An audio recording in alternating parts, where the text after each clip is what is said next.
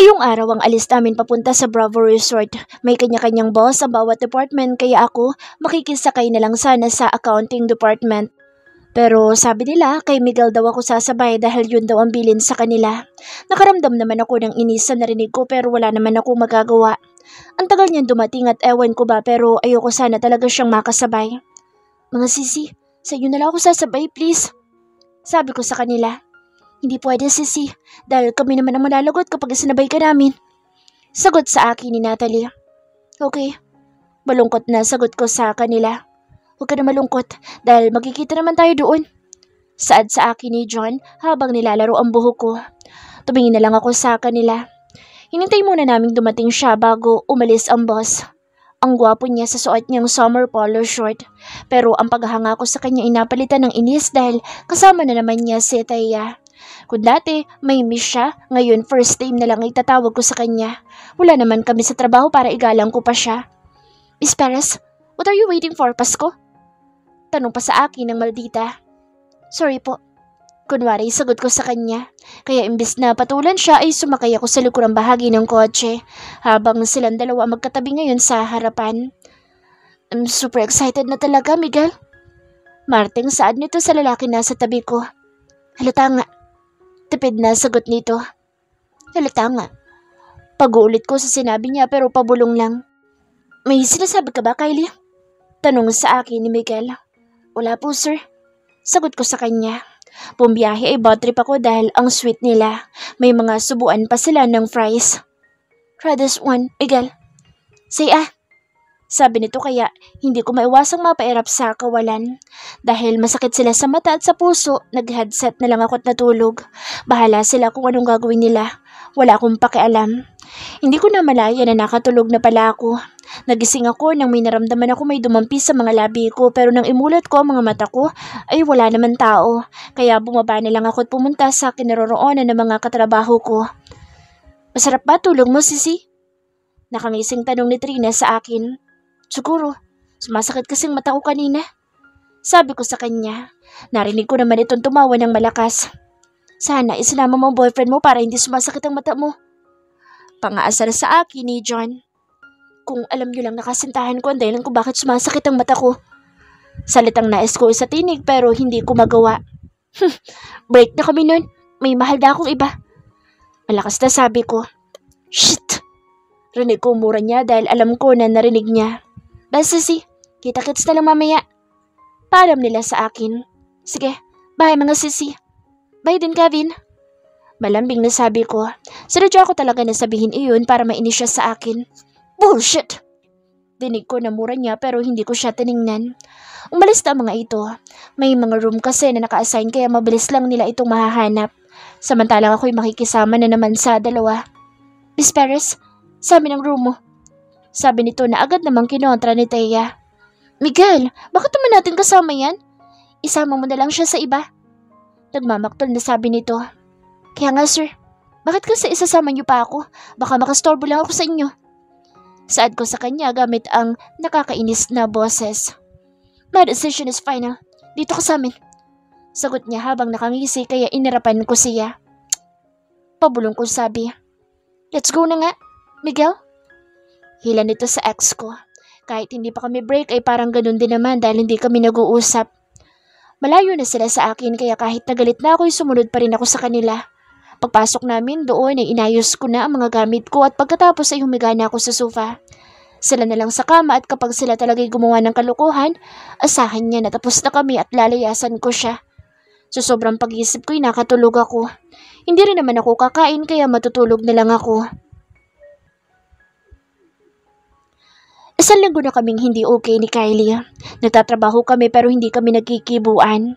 Kahit gusto ko siyang kausapin, hindi ko ginawa dahil ramdam ko ang galit niya sa akin. Nagsiselos lang ako dahil kasama niya yung lalaki na iyon at kumanta pa sila. May mali din ako at aminado ako doon. Hindi ko siya sinundo at mas sinundo ko sa Thea pero dahil na rin para maging safe ang sekreto namin. Pero hindi ko akalain na magsiselos siya at unang beses ko siyang nakitang magalit sa totoo lang. Natakot nga ako sa kanya. Kaya nag-isip ako ng paraan para magkabati kami.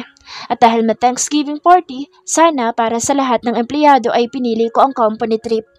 Nang ipinasa niya ang listahan ng budget at ng mga sasama ay agad kong hinanap ang pangalan niya pero hindi siya nakasama doon. Kaya nag-isip agad ako ng paraan at ginawa kong mandatory ang pagsama sa trip. Alam ko na may kasalanan pa sa Thea pero pinalampas ko yun dahil mag-best friend kami. Lagi siyang nasa office ko kaya minsan naiinis na ako pero matigas din kasi ang ulo ng isang iyon kaya hinahayaan ko na lang. Thea, you're not supposed to be here cause this trip is only for my employees. Sabi ko sa kanya. I know, but I'm your best friend. Pagdadahilan niya sa akin. Whatever. Inis na sagot ko sa kanya at sumakay na sa kotse ko para daanan si baby ko. Alam ko na ayaw niya akong makasabay pero wala siyang magagawa. Masaya ako dahil sumabay siya papunta sa resort. Kahit na bigla namang sumabay si Thea, siya talaga ang sumisira sa mga plano ko. Ramdam ko na nagsiselos ito kaya lalo na akong kinakabahan. Hindi kasi ito umiimik at natulog pa siya. Nang makarating kami sa resort ay pinauna ko sa Theyang bumaba. Pero bago ako bumabay, hinalikan ko muna siya sa labi. Gusto ko pa sana siyang halikan ng matagal dahil sobrang miss ko na siya pero mas pinili ko na tumigil sa binabala ko. Nang nagising ito ay kasama namin itong pumasok sa room. Umangal pa ito dahil as usual, dito na naman sa Thea. Kahit sabihin ko na lumipat na lang siya, mas gusto niya na si Kylie ang lumipat. Hinayaan ko na lang dahil makulit ito at baka matuklasan pa niya ang sekreto namin. Lumabas na lang ako at halos kalahating oras na ako dito sa cottage pero wala pa din siya. Kaya nagdesisyon ako na bumalik sa room namin.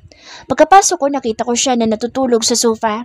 Kaya binuhat ko siya papunta sa kama namin para maayos siyang makatulog. Inalikan ko din siya at niyakap. Sobrang nananabik ako sa kanya at ganoon din sa mga bata. Nagagalit din ako sa sarili ko dahil bakit mas inuna ko pa ang ego ko. Ngayon lang kasi ako pumasok sa seryosong relasyon kaya hindi ko alam ang mga dapat kong gawin. Simula bukas ay babawi ako sa kanya. Meron pa akong ilang araw para makasama siya. I love you, baby. I miss you so much. And I'm really sorry, baby. Bulong ko sa kanya bago ko ipikit ang mga mata ko. Nagising ako dahil may naramdaman ako na kayakap sa akin. Iminulat ko ang aking mata at bumungad sa akin ang gwapo niyang mukha. Aaminin ko na sobra ko siyang na-miss kaya niyakap ko siyang pabalik. Isiniksik ko ang sarili ko sa kanya. Aaminin ko na lahat ng tampo ko sa kanya ay bigla na lang nawala dahil sa yakap niya. Gumalaw ito at nagising. Sorry, baby. Sorry, love. Panabay naming saad sa isa't isa. Napangiti na lang kami pagkatapos. I love you, baby. Sorry na. Pati na tayo, please. Sabi niya sa akin. I love you, Tomiki. And I'm sorry. Sabi ko sa kanya. Tom, I miss you so much, baby.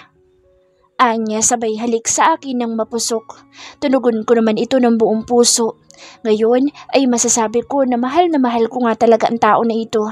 Dahil kaya niyang pawin ang lahat ng inis ko sa pamamagitan lang ng halik. Love, baka pumasok sa Thea. Sabi ko sa kanya dahil nagsimula nang maglumikot ang kamay niya sa iba't ibang parte ng katawan ko. Hindi yan, baby. Sagot niya sa akin.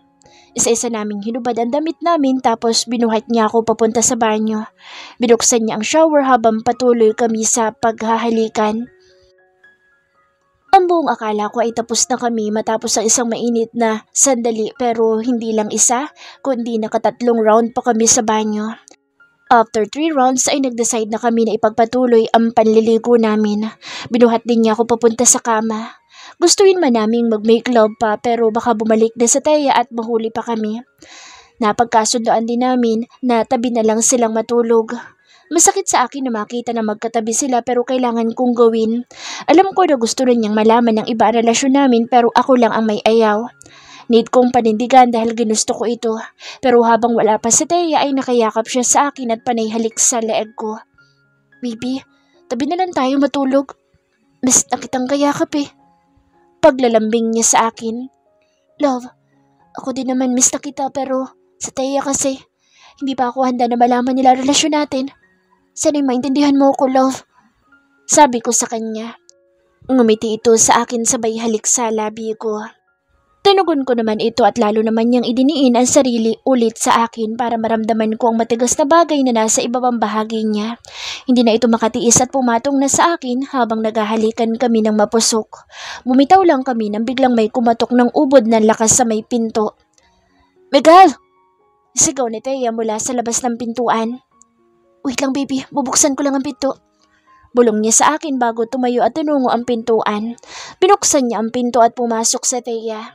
Ako na may nagpanggap na tulog na. Miguel, bakit naman ang tagal mong buksan yung door? Maarteng tanong nito kay Miguel. Sorry Thea, nakatulog kasi ako.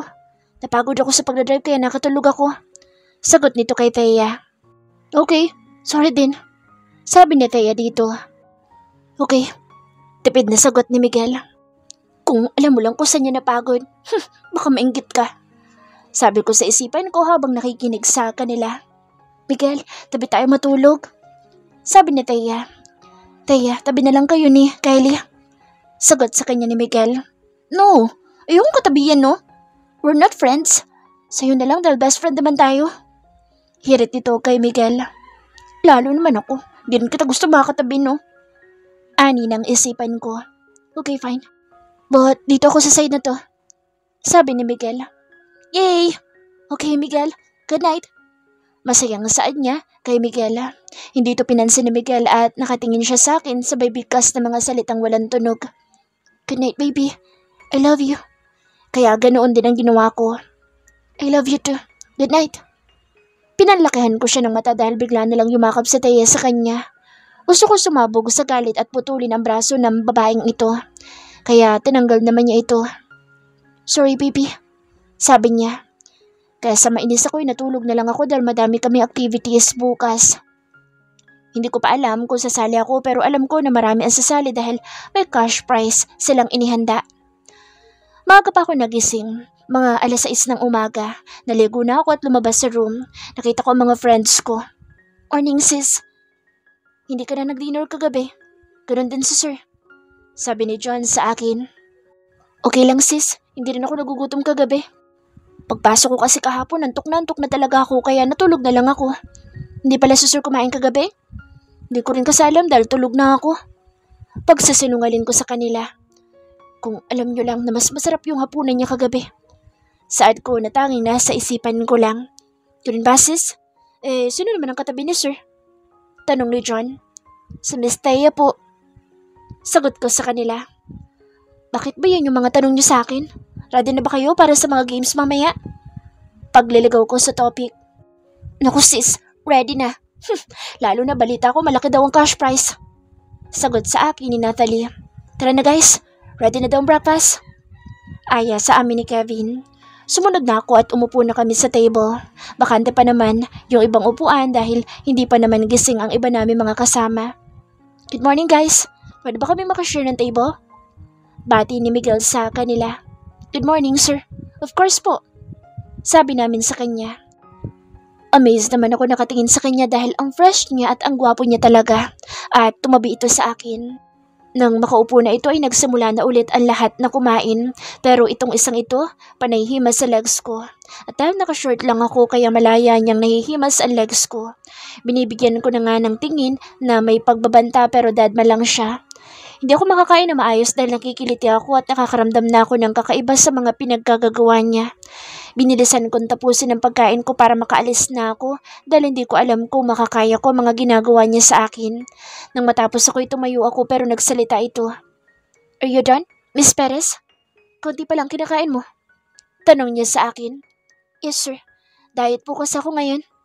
Sagot ko sa kanya. Miguel, don't mind her. Sabat naman ng kontrabida. Hindi na rin naman na sumagot sa Miguel. Nagpaalam na kami lahat sa kanila para mag-ayos na dahil malapit ng mag-8. Nagsuot lang ako ng sports bra at short pero hindi pa ako nakakalabas nang pumasok ito at pinapalitan sa akin ang damit ko. Baby, what's that? Please baby, change it now. Baka mapaaway ako sa'yo niyan. Problemadong sabi niya. Ayoko, wala namang masama dito ah. Inis na sabi ko. Magpalit ka na baby. Baka gusto mo mag-make love ngayon at mahuli tayo na tayo. Dahil I'm dumb horny right now. Cause you look so sexy. Sabi niya sa akin at ako naman ang nakatingin sa kanya nang hindi makapaniwala. I'm possessive baby. Ang akin ay akin lang. At ayoko na may ibang makakakita ng dapat ay sa akin lang. Dagdag pa niya. Nakakainis ka naman. Hindi naman ito bikini at nasa beach tayo. Anong gusto mo mag-jacket ako? Naiinis na sabi ko sa kanya. Ngisi lang ang isinagot sa akin habang palapit siya sa akin. Kaya mabilis pa sa 4:00 akong tumakbo sa banyo para magpalit. Nag-t-shirt lang at short ang sinuot ko. Oh, ito okay na ba to? Miggy? Tom, much better, baby. Ano yung sinabi mo earlier? Miggy? Shit. Mura nito. Yeah. Bye, Miggy. Asar ko sa kanya tapos tumakbong palabas sa kwarto namin.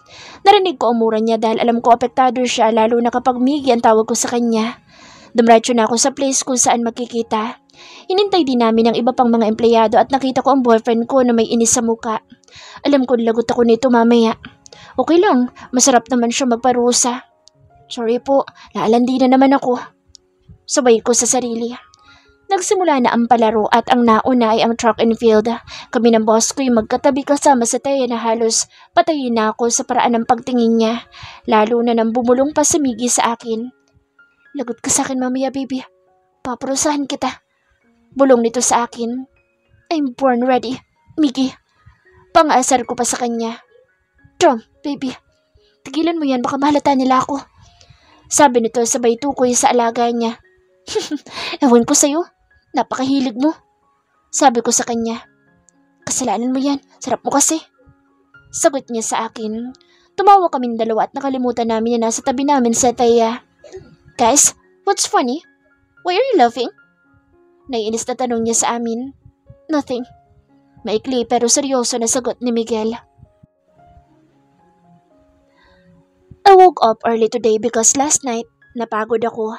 Maliban sa long drive, nag-drive pa ako sa piling ni Kylie and now we're okay.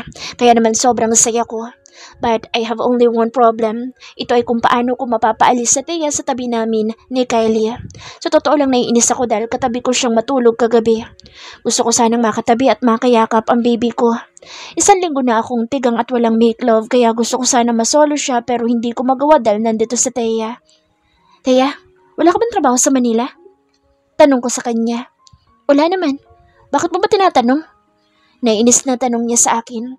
Never mind. It's nothing. Sagot ko sa kanya. Sa tagal namin magkakilala ay sanay na ako sa ugali niyang spoiled brat. Aaminin ko lahat kami ay ganoon but people change. Kagaya ko. Simula na makilala ko si Kylie, halos lahat sa akin nagbago. Sa sobrang kong pagkasabik sa kanya ay konteng pag-aasar niya sa akin ay apektado na agad ako. Lalo na kapag tinatawag niya akong Miggy.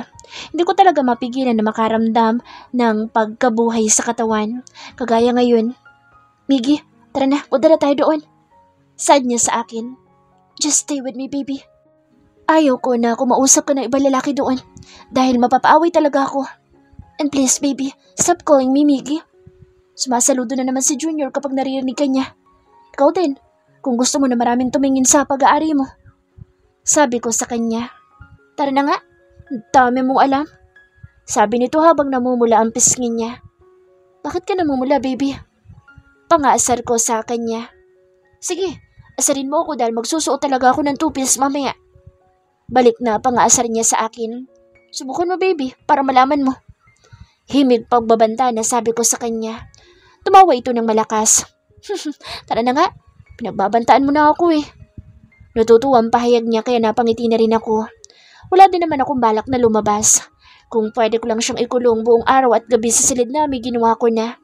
Gustong-gusto ko lagi siyang kasama at bonus na yung nangyayari sa amin. Hindi man ako ang nauna pero susiguraduhin kong ako ang huli. Ayoko na magsuot siya ng sexy na litaw ang kurba niya dahil takaw tingin siya sa mga lalaki. Hindi kasi halata na may mga anak na siya. Kung pwede ko lang hawakan ang kamay niya ay ginawa ko na para ipaalam sa kanila na pag-aari ko siya. Sir, ang noo po, wag ikunot. Bulong na sabi niya. Bakit kasi ang heart mo? Madami tuloy nakatingin sa'yo. Nakabusangot na sabi ko. Bahala ka na muna dyan. Putala ako sa mga friends ko. Balik ako later. Paalam niya sa akin. Okay, basta no boys. Paalala ko sa kanya. Yes, sir. Sagot niya naman sa akin. Umupo muna ako sa bench at nag-iisip na ako ng paraan kung paano ko mapapaalis sa Taya dito. Kaya tinawagan ko ang kaibigan ko na makakatulong sa akin. Hello, bro? Can you do me a favor? Sad ko sa kabilang linya. Hello, bro. What favor? Sagot niya sa akin. Pwede ba sunduin na dito ang kapatid mo? Tanong ko sa kanya. So, she's there? Hinahanap po naman siya nila mo.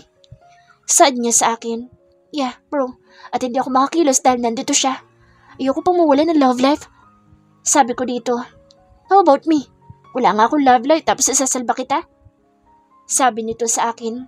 Pag ako tinulungan mo ngayon, magkakaroon ka kaagad. Sagot ko sa kanya. Okay, sinabi mo yan ha. Masayang saad nito. Kaya bilisan mo na at nababadrip na ako sa kanya. Reklamo ko sa kanya. Okay, CEO. Relax. Papunta na. Huwag kang atat. Tumatawang sabi nito sa akin. Thanks bro. Magandang pabawi ko. Asahan mo yan. Sabi ko sa kanya bago ibinaba ang tawag. Si Jake ay kuya ni Thea at sinabi ko na sunduin na niya ang kapatid niya dahil nakakabala na ito sa love life ko. Buti naman at pumayag ito sa pinagkasunduan namin. May pambawi naman ako dahil alam ko na type niya ang pinsan ko. Hindi naman ako against sa kanila dahil matagal ko naman ang kilala si Jake. Mas matanda lang siya na 1 taon sa akin. Nagsisimula na ang mga palaro. Katabi ko siya ngayon. Naging maingay ang lahat dahil kanya-kanya silang pambato sa bawat department. Go John! Go Sissy! Bilisan mo ang takbo! Sayang ang 10,000!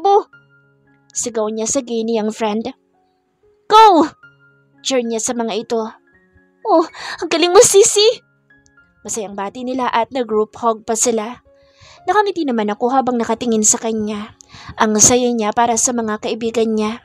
Sumunod naman ay ang volleyball at sumali si Kevin. Sobrang nagsiselos ako dito pero wala akong magagawa dahil kaibigan niya ito. Galingan mo Kevin! Nanonood si Kylie! Sigaw ni Trina, isa din sa kaibigan niya. Tumabi ito ngayon sa akin. Huwag mo silang pansinin, love. Sabi niya. Okay, baby. Sagot ko sa kanya. Wow! Kevin, ginagalingan mo talaga dahil nandito sa Kylie. Sigaw naman ni Natalie. Bigla ko nainisan na narinig ko pero bago pa man kumunot ang noo ko, hinawakan na niya ang kamay ko. Ipinadama niya sa akin ang init ng palad niya at ngumiti ito sa akin. Ang lahat ng palaro ay open sa lahat ng gustong sumali.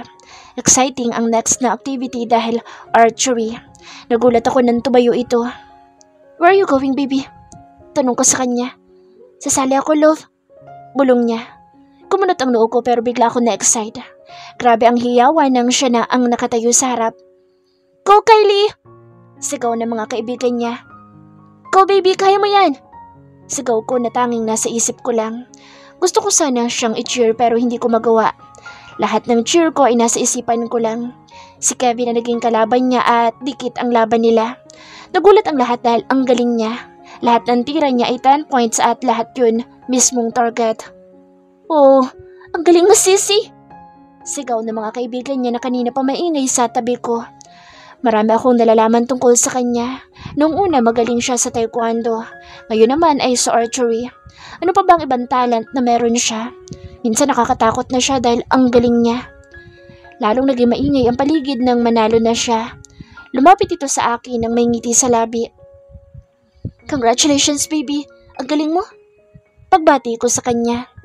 Thank you love, sabi niya. Tumunog ang phone ko kaya sinagot ko. I need to take this ko. Saad ko sa kanya. Okay love. Bulong niya. Hello bro, nandito na ako sa labas. Sabi sa akin ni Jake. Okay bro, lalabas na kami. Sagot ko sa kabilang linya. Naglakad ako pabalik sa kinauupuan ni Thea. Thea, may naghahanap sa'yo sa labas. Sabi ko sa kanya. Ha? Nagtatakang tanong niya sa akin. Puntahan natin para malaman mo. Naglakad kami papunta sa labas kung saan naghihintay si Jake. Kuya, what are you doing here? Nagtatakang tanong nito sa kapatid niya. Pinapasundo ka ni mommy. Hindi ka nagpaalam na pupunta ka dito. Sagot naman ni Jake. But kuya, I'm not a kid anymore. Maktol nito. Itanong mo na lang sa parents natin. Tara na, umuwi na tayo. Sabi sa kanya ni Jake. No, kuya. Dito lang ako. Pagmamatigas nito. Kaya tumingin sa akin si Jake habang nakangisi pero sinamaan ko siya ng tingin. Huwag mo nang hintayin na buhatin pa kita para lang sumama sa akin. Pagbabanta ni Jake sa kapatid niya. Kuya naman I hate you! Sigaw nito bago pumasok sa sasakyan. Nakasimangot pa ito habang nakaupo sa loob ng kotse. Pinadala ko dito ang lahat ng gamit niya. Thanks bro. Pasasalamat ko sa kanya. Huwag kang magpasalamat dahil maniningil ako. Tumatawang sagot nito. Okay bro, inform me kung kailan mo gusto magbayad ako. Tumatawang sagot ko sa kanya. Bye Miguel! Paalam sa akin ni Thea. Bye guys, ingat kayo. Sabi ko sa kanila bago ako bumalik sa baby ko. Bumalik ako at tumabi ulit sa kanya. Saan ka pumunta? Tanong niya sa akin. Hinatid ko lang si Thea sa labas. Sinusundo na siya ng kuya niya. Sagot ko sa kanya. Bigyan niya ako ng tingin na para bang hindi ito naniniwala sa akin. Magsabi ka ng totoo, may kinalaman ka ba doon? Tanong niya sa akin. Tanging ngiti ang isinagot ko sa kanya. Ang sama mo sa kanya. Sabi niya sa akin. Okay lang maging masama basta kasama kita. Bulong ko sa kanya. Simula kanina ay nagbubulungan lang kaming dalawa. Naging masaya ang lahat at natapos sa mga activities sa araw na ito kaya ang lahat ay nagsipagpahinga na. Pumasok kaming dalawa sa kwarto namin. Kung ang iba ay nagpapahinga na, kaming dalawa ay tuloy pa rin sa pag-exercise na para bang walang kapaguran. Lalo na at wala na ang istorbo sa amin dalawa. Buong gabi naming pinaligaya ang isa't isa. Good morning baby, breakfast in bed. Bati ko sa kanya habang hawak ko ang tray na may lamang food namin. Good morning love, ang aga mo namang nagising. Marami tayong activity today, remember? Tanong ko sa kanya. Ay, oo nga pala. Nakalimutan ko. Love, give me 10 minutes. Gusto ko pong matulog. Antok na sabi niya. Okay baby, gigisingin na lang kita mamaya. Sabi ko sa kanya. Alam ko na inaantok pa ito dahil halos 2:00 na yata na madaling araw kaming natapos. Natulog ito ulit at maya-maya lang ay may kumatok na sa pintuan. Kaya tumayo ako para buksan pero nagsuot muna ako ng maayos na damit. Good morning sir. Bati sa akin ng mga kaibigan niya. Good morning. Balik na bati ko sa kanila at kita ko ang gulat sa mukha nila. Tumikim ako para kunin ang atensyon nila. Sir, itatanong po sana namin kung gising na po ba si Kylie? Tanong ni Natalie. She's still sleeping. Gigisingin ko ba? Tanong ko sa kanila. Naku, wag na po sir. Pakisabi na lang po na hintayin namin siya sa cottage. Sabi sa akin ni John. Okay, sasabihin ko kapag nagising na. Saad ko sa kanila. Sige po sir, salamat po. Alis na po kami. Sorry po sa storbo. Sabi nila sa akin. It's fine. Formal na sabi ko. Nang makaalis sila ay pumasok ulit ako sa loob. Baby, wake up na. Pinuntahan ka na ng mga friends mo. Bulong ko sa tenga niya. Ouch! Sigaw ko na mauntog ang ulo niya sa mukha ko. Bigla na lang kasi itong bumangon. Aray, yung noo ko love, masakit. Reklamo niya sa akin. Ako rin baby. Masakit ang mukha ko. Malambing na sabi ko sa kanya. Saan banda, love? Sorry ha? Tanong niya sa akin. Dito, baby. Turo ko sa labi ko. Tigilan mo nga ako? Mataray na sabi niya. Tumawa naman ako kaya lalong nalukot ang maganda niyang muka. I'm just kidding, baby. Sabi ko sa kanya. Alam ko nasaktan ka. Malungkot na sabi niya. Breakfast na tayo para makapag-ayos na tayo. Baka mainip na mga kaibigan mo kapag matagal ka. Sabi ko sa kanya. Bakit ako lang? Kasama ka, love. Di ba sasama ka? Tanong niya sa akin. Okay lang ba na kasama ako? Tanong ko sa kanya. Bakit naman kita iiwan? Pag hindi ka sumama, sigurado ako maraming babae lalapit sa'yo. Naiinis na sabi niya. Minsan talaga napapasaya ako ng pagiging selosa niya. Okay baby, sasama ako. Huwag ka nang mainis dyan, okay? Hindi naman ako naiinis. Depensa niya sa sarili. Okay po. Sagot ko sa kanya. Napipilitan ka lang ata eh. Nagagalit na sabi niya. Ang hirap talagang intindihin ng mga babae kahit wala namang problema ay pinipilit nila. Kahit kailan hindi ako napipilitan sa'yo, baby. I love you. Buong pusong sabi ko. Napangiti ko naman ito sa sinabi ko kaya nagsimula na kaming kumain. Pagkatapos ay nag-ayos na kami para lumabas papunta sa mga kaibigan niya. Sisi, mabuti naman at gising ka. Sigaw sa kanya ng kaibigan niya pero naputol ang sasabihin niya na makita ako. Sorry talaga mga sisit, napasarap ang tulog ko. Sasama pala si sir sa atin. Okay lang ba sa inyo? Tanong niya sa mga ito. Okay naman. Sagot nila. Okay na ba lahat? Simulan ng kasiyahan! Sigaw ni Trina. Kaya napangiti na lang ako dahil lahat sila'y nagtawanan. Let's go! Sabay-sabay nilang sigaw. Nakangiti naman sa akin ang baby ko kaya kinindatan ko siya. Pinanlakihan naman niya ako ng mata habang namumula ang buong mukha. Okay ka lang ba, Kylie? Tanong sa kanya ni Kevin. Okay lang ako.